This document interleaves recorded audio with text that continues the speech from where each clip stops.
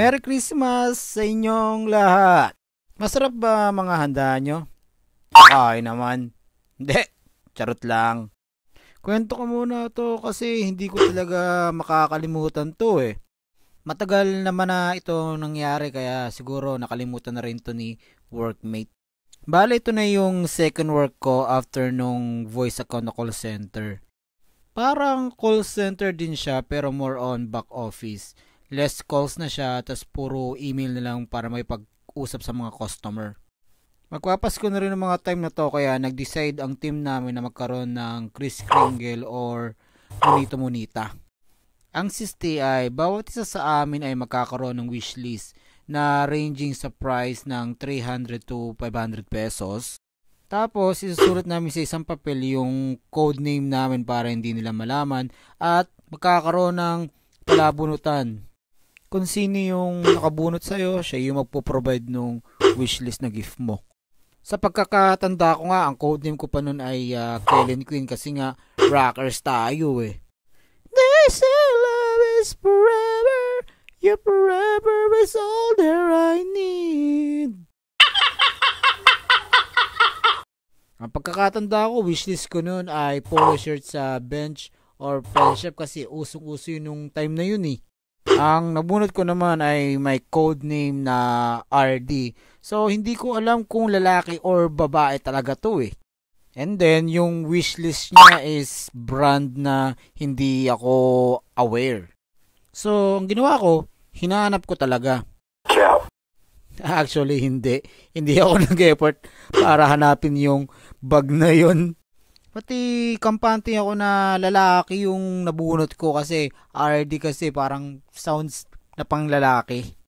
Kaya imbes na bilhin yung bag na gusto niya ang binili ko ay sling bag. Sling bag yung katulad ng mga sinusuot ng mga nagtitinda. And hindi lang isa, dalawa pa yon. At least kung ayaw niyang gamitin yung isa, at least may kapalit, 'di ba?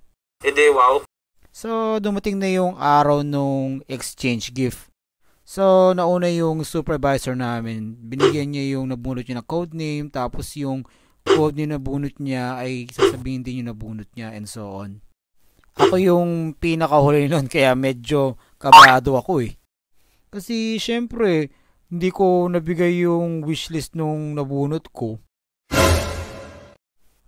Nabunot ko po yung may code name na RD. Ako yun. What the hell?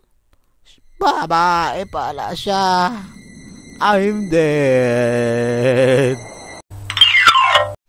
Kaya habang binubuksan niyo yung regalo, hindi talaga ako nakatingin eh.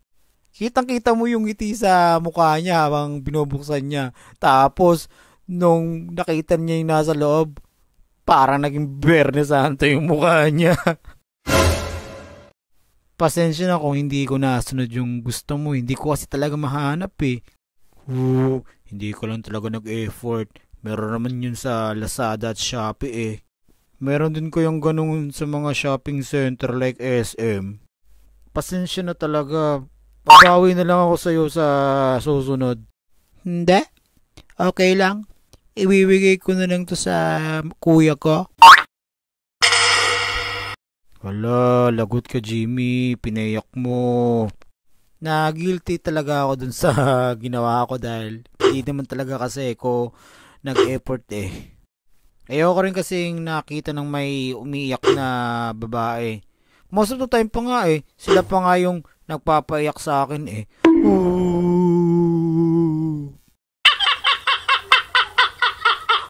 Kinomfort lang siya ng mga ka-teammates ko while ako tahimik lang sa may gedli. Kahit nagka ganun eh, okay pa rin naman kaming teammate tsaka friend din. Moral lesson sa akin ito is always have an effort na hanapin kung ano man yung gusto nung nabunot mo. At saka kung di mo ma-provide yung gift na gusto niya siguro pirahin mo na. Ayun lang naman, congratulations pala sa mga tropa ko na si Mamshi at Papshi dahil magkakaroon na sila ng isang baby. At shoutout sa mga tropa ko sa Melbourne na sina Yeye, Ai, Remy at si Bunso. Wag na kayo magtampo ha. Sinautout ko na kayo ha. Charot.